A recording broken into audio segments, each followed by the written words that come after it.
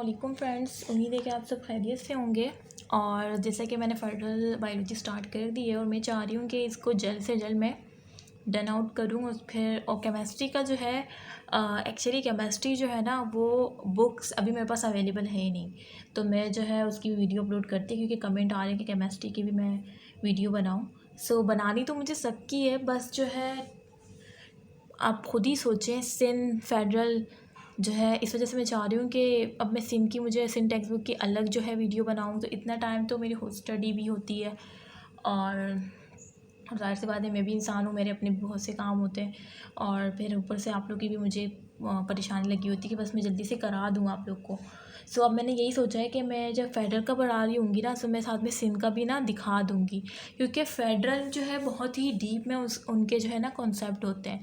तो जब आप फेडरल पढ़ेंगे सो मैं जब सिन से पढ़ाऊँगी तो जल्दी पढ़ा दूँगी, ठीक है। क्योंकि सिन में पता है बात उसमें जो है सिन में बहुत मतलब लिखी हुई होती है लेकिन डीप में नहीं लिखी हुई होती। तो फेडरल से जब मैं डिटेल में पढ़ाऊँगी तो साथ में सिंध का भी बता दिया करूँगी, ठीक है। सो हम स्टार्ट करते हैं टॉपिक। और मैंने जो है प्रीवियस लेक्चर जिसने अटेंड नहीं किया वो जाके देख ले, ठीक है। 2 लेक्चर अपलोड हो चुके हैं फेडरल बायोलॉजी के और अभी जो है ये होम्योस्टेसिस का जो है लेक्चर 3 है। फर्स्ट लेक्चर में मैंने इंट्रोडक्शन दिया था होम्योस्टेसिस का और सेकेंड लेक्चर में जो है मैंने मैकेनिज़्म ऑफ होम्योस्टेसिस का बहुत ही डीप में, बहुत ही डिटेल में विद एग्जाम्पल जो कि इस बुक में दी थी फेडरल की बुक में और जो सिन टेक्स्ट बुक में मौजूद है, क्योंकि मैंने सिन टेक्स्ट बुक पढ़ी है सो मुझे उसकी एग्जांपल्स याद थी और मैंने वो भी बता दी थी, ठीक है, तबानी। सो अब मैं यही करूँगी कि साथ में मैं सिन टेक्स्ट बुक को भी रखूँगी और उसको भी समझाऊँगी, क्योंकि फिर इस तरह से मेरे लिए मुश्किल होगा कि मैं सिन टेक्स्ट बुक की अलग से करूँ, तो ये बहुत मतलब मुश्किल है कि मैं चाह रही हूँ कि जल्दी से आपको ये कोर्स कंप्लीट हो जाए। अच्छा, आज का जो है हमारा है concept of feedback mechanism in homeostasis. वैसे लेक्चर 2 में भी मैंने फीडबैक मैकेनिज़्म का बहुत डिटेल में समझाया हुआ था, ठीक है, विद एग्जांपल बताया था। सो इसमें मैं ज़्यादा बात नहीं करूँगी क्योंकि जो स्टार्ट से लेक्चर देखते हुए आ रहे हैं उनको कोई प्रॉब्लम नहीं होगी और जो डायरेक्टली ये लेक्चर देखेंगे, ठीक है, उन समझ तो आ जाएगा लेकिन इतना अच्छा नहीं आएगा जिसने स्टार्ट से लेक्चर देखता हुआ जो आ रहा होगा, ठीक है। सो मैं अब ज़्यादा जो है डीप में नहीं जाऊंगी, ठीक है। सो जिसने प्रीवियस लेक्चर नहीं अटेंड किया पहले वो जाके वो अटेंड करे, क्योंकि स्कूल में भी जब मैं पढ़ाती थी तो कुछ बच्चे जो है नहीं आए हुए होते, फिर उनकी वजह से टाइम वेस्ट होता था। और अब तो चलो वो तो स्कूल की बात थी, ये तो अब ऑनलाइन है, लेक्चर जो है चैनल पर मौजूद है, ठीक है। अब स्टार्ट करते हैं concept of feedback mechanism in homeostasis, ठीक है। फीडबैक मैकेनिज़्म मैंने बताया था कि होम्योस्टेसिस जो है एक मैकेनिज़्म पर काम करता है जिसे फीडबैक मैकेनिज़्म कहते हैं। उसमें पॉजिटिव होता है, नेगेटिव होता है, ये सारी बातें लेक्चर 2 में हो चुकी है, इस वजह से बहुत बड़ा था। अच्छा, अब देखें feedback system. Feedback system consists of a cycle of events in which information about a change. Feedback system consist करता है, किस पर कंसिस्ट करता है? एक साइकिल पर, एक साइकिल है समझ लें, ठीक है, एक साइकिल है। 2 मिनट रुके। Consist of a cycle of events, यानी एक इवेंट्स की क्या है, साइकिल है, जो कि जिसमें क्या होता है उन इवेंट्स में, उसमें जो है इंफॉर्मेशन होती है अबाउट अ चेंज, किसके बारे में? चेंज, यानी कोई भी किसी भी चेंज के बारे में इंफॉर्मेशन होती है। Change in temperature for example ले लें कि चेंज इन टेम्परेचर ले लें, इस फीडबैक इनटू द सिस्टम, उसे फीडबैक किया जाता है किस में? इनटू द सिस्टम के अंदर फीडबैक किया जाता है। सो डेट द रेगुलेटर, तो उसके बाद क्या होता है? रेगुलेटर जो होता है, टेम्परेचर रेगुलेटर सेंटर हमारे ब्रेन में मैंने बताया था वो कौन सी जगह है?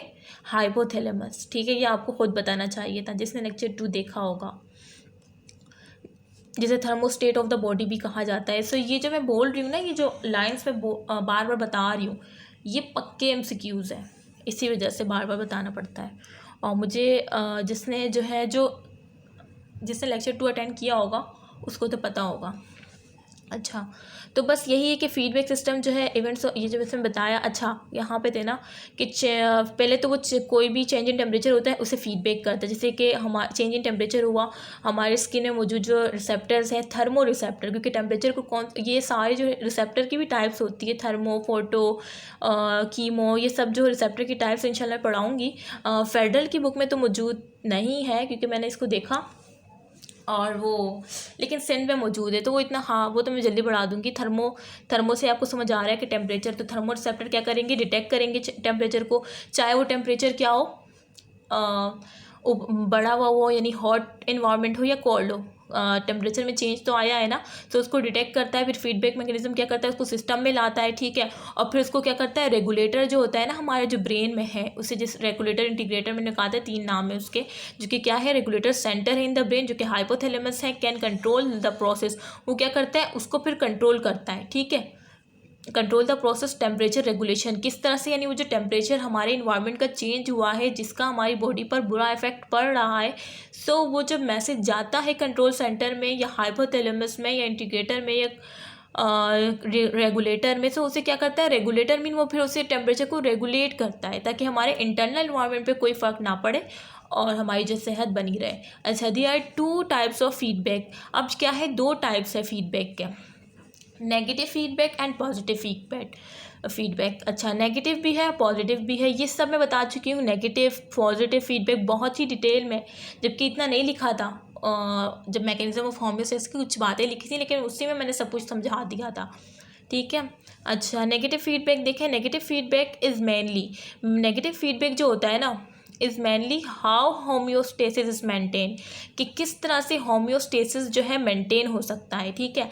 The feedback result in a reversal of the direction of change, यानी जो ये फीडबैक जो होता है ना, इसका जो रिजल्ट होता है वो क्या होता है, रिवर्सल होता है। किसकी डायरेक्शन, यानी कोई भी जो डायरेक्शन ऑफ चेंज हुआ है उसके रिवर्सल काम करेगा। नेगेटिव क्या शो कर रहा है, मीन नेगेटिव होगा ये काम, मतलब टेम्परेचर अगर बढ़ा है तो उसको कम करने की कोशिश की जाएगी, ठीक है। जैसे मैंने इंसुलिन लेक्चर 2 में जो मैंने ग्लूकोज की एग्जांपल बताई थी कि जब आप बहुत ज़्यादा ग्लूकोज इंटेक करते हैं, शुगर्स की बहुत सारी चीज़ें खाते हैं, तो शुगर में क्या होता है, ग्लूकोज हाई मकदार में होता है। सो फिर जब ग्लूकोज की अल्टीमेटली हमारे ब्लड में ग्लूकोज की जो है मकदार है वो बढ़ जाती है, तो उसको जो है फ़ौरन जो है हमारे रिसेप्टर जो होते हैं इंटरनल इन्वायरमेंट में फिर उसको डिटेक्ट करते हैं, ठीक है, डिटेक्ट होते हैं। फिर रेगुलेटर उसे रेगुलेट करता है। रेगुलेटर कौन है वो सब मैंने बताया, जो ब्रेन में एक रेगुलेटर जो है इधर बताया था ना, integrator centre in the brain, फिर वो उस पर कंट्रोल करता है उसको कि भाई ग्लूकोज की मकदार बढ़ी है, फिर वो जाके हार्मोन जो है पेनक्रियास के बीटा सेल से इंसुलिन निकलता है, ग्लूकोज को पकड़ पकड़ के ग्लाइकोजन में कन्वर्ट करता है और लिवर में स्टोर करता है। क्यों, ताकि कोई ज़रूरी तो नहीं है ना कि हर बार हमारे ब्लड में शुगर ही बढ़े, कम भी तो हो सकता है। जब कम होगा तो वही ग्लाइकोजन हमारे काम आएगा दोबारा, और फिर उस वक्त दूसरा हार्मोन काम करेगा, ग्लूकागोन। ये सब मैंने बता चुकी हूँ, फिर बता रही हूँ। अच्छा, तो ये सब मैं तो ये क्या है, एक रिवर्सल चेंज आया, एक नेगेटिव चेंज आया।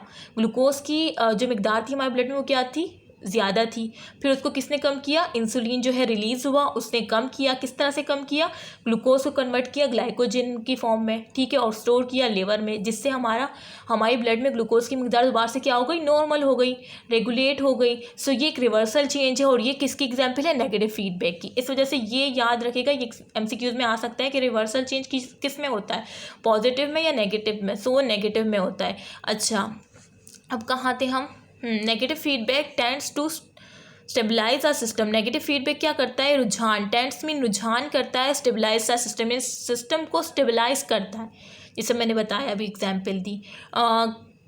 Correcting deviation from the set point, के वो करेक्ट सेट पॉइंट पर आ जाए।